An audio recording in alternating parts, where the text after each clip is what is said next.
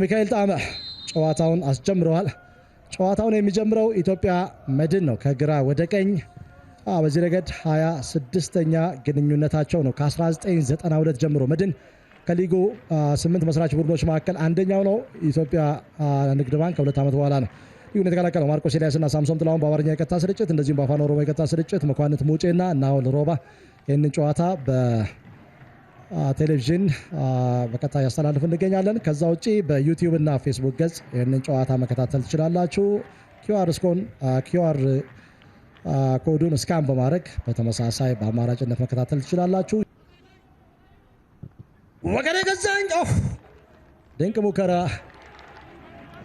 ግብ ጠባቂ ኳሱን በሚገባ ተቆጣጥሯል። ኢትዮጵያ መድን ደጋፊዎችን ፈገግ ያደረገ ቴክኒክ ቴክኒክ ጥሩ የቅጣት ምት ቴክኒክ ነው ወገኔ ገዛኝ ያስመለከተን። ግን ግብ ጠባቂው በቆመበት ቦታ ላይ ነው ኳሱን የሰጠው። ወደ አንግሉ በተወሰነ መልኩ ኳሱ እንዲርቅ ማድረግ የሚችልበት እድል ቢኖር ኖሮ አማኑኤል ደስታን የመፈተን አቅም ነበር። ሰኔ 29 2016 በሐዋሳ ዩኒቨርሲቲ ስታዲየም እነኚህ ደጋፊዎች በቁጥር በዛ ብለው ስታዲየሙን ሞልተው እንደነበር ይታወሳል። ውጤታማም ሲሆን ተመልክተነዋል እና ምናልባት በሁለተኛው አጋማሽ ኢትዮጵያ ንግድ ባንኮች ግብ የማስቆጠሩን ቅድሚያ የሚወስዱ ይመስላሉ። ምናልባት ኢትዮጵያ የመጀመሪያ ጎል ዳዊት አውላቸ ጎሉ ባለቤት ነው። ኢትዮጵያ መድን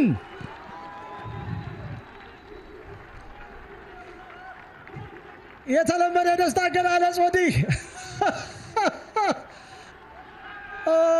የራሱ መለያ ዳዊት አውላቸው የመጀመሪያ የሊግ ጎሉ ነው። ከጥሩ የኳስ ክብብል በኋላ የመጀመሪያ ጎሉን አግኝቷል። ኢትዮጵያ መድን አዲስ ግደ እየተበሳጨ ነው የሚገኘው ጨዋታውን እያከናወነ ግን ኢትዮጵያ ንግድ ባንክ ጥሩ በነበሩበት ሰዓት ላይ ኳሱ ከብሩክ በላቸው ነው የተነሳው። ብሩክ ሙልጌታ ወደኋላ ተመልሶ ነው ኳሱን ለዳዊት አውላቸው በግሩም ሁኔታ መሰንጠቅ የቻለው። ዳዊት አውላቸው በመረጋጋት ነው ጎሉን ማስቆጠር የቻለው። አማኑኤል ደስታ ምንም ማድረግ አልቻለም። ኢትዮጵያ መድኖች ባልተጠበቀ ሰዓት ባልተጠበቀ ሁኔታ የመሪነትን ጎል ማግኘት ችለዋል።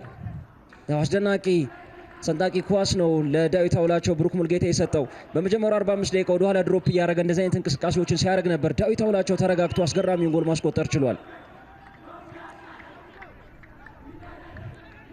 ለዚህ ደጋፊ የተለየ ዓለም ላይ ነው የሚገኘው።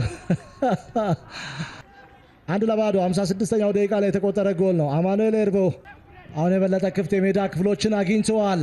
ኢትዮጵያ መድን አለን ኢንኩሪንጂዛ ምናልባት ኢንኩሪንጂዛ አማኑኤል ደስታ ስራ በዝቶበታል። ጥሩ ከቨርን ያደረገው ንኩሪንጂዛ ኳሱን መቶታል። አማኑኤል ደስታ በግሩም ሁኔታ ነው ኳሱን የመለሰው። ከላካይ ጀርባ የሚተው ምንም አይነት ክፍተት የለም። ድንቅ ኳስ ነበር። ራሱ ላይ ጎል የሆነው ነገር ትኩረትን ይስባል። አብዱ መሐመድ ዘላለም አበበ ትሪቬላ ፓስ። አብዱ መሐመድ ራሱ ላይ ነው ጎል ያስቆጠረው። ጣጣውን የጨረሰ ቴክኒክ ነበር። ግን ጥሩ ኮምቢኔሽን ነው በቀኝ መስመር በኩል የኢትዮጵያ ንግድ ባንክ ተጫዋቾች ያደረጉት።